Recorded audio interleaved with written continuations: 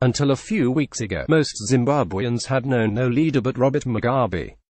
That changed when he resigned after 37 ruinous years in power, helped along by military intervention, mass demonstrations, and the collapse of support from his party.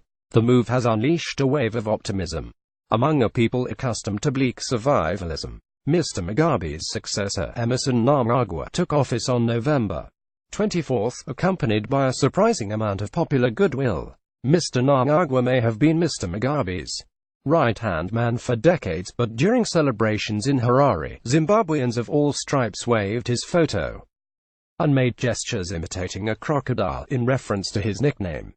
He now has an incredible opportunity to implement the reforms that could improve a miserable economic situation. Under Mr. Mugabe, Zimbabwe deteriorated on almost every measure. Its agriculture was harmed by a land reform program that approved the seizure of white-owned commercial farms. The riches of a huge diamond find were squandered. Rights abuses and rampant, especially ahead of elections. Infrastructure crumbled. The country had to ditch its currency after a bout of hyperinflation that hit 500%.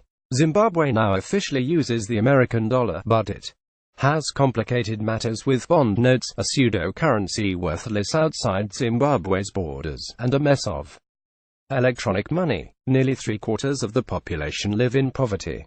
Millions have simply left the country. Of those who remain, an estimated 95% grind out a living in the informal sector. The grim list goes on. Upgrade your inbox, receive our daily dispatch and editors' picks newsletters. Unwinding some. If Mr. Mugabe's more deleterious policies would be a start. Mr. Mnangagwa has ordered that a white farmer evicted from his land should be allowed to return, and has promised to compensate others. He declared 3 months amnesty for a return of stolen funds. A budget delivered on Thursday by Patrick Chinamasa, the finance minister axed by Mr. Mugabe and reappointed by Mr. Mnangagwa, seeks to increase investor confidence by promising a new economic order. This includes cutting spending and easing the indigenization laws that currently force companies to hand over 51% stakes to black Zimbabweans.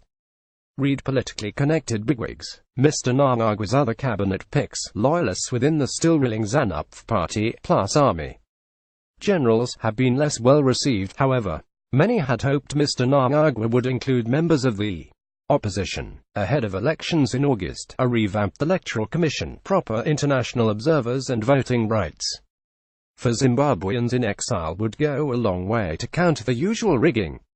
State media, long used as a propaganda tool by Mr. Mugabe, should be unshackled. Such reforms could loosen ZANU-PF's grip on power, but ultimately Zimbabwe needs outside help. Foreign reserves are almost empty and the fiscal deficit stands at 1,215% of GDP. Inflation is rising again. If Mr. Mnangagwa makes headway with both economic and political reforms, financial assistance and investment could pour in. Donors, recognizing that the army is now entrenched in politics, will want to see that progress is not stalling under the unity government formed in 2009. Reform pledges were not met. Leaders in civil society have argued for a transitional authority of technocrats that would help rebuild institutions. Skilled Zimbabweans living abroad could be lured back by an economy on the rebound.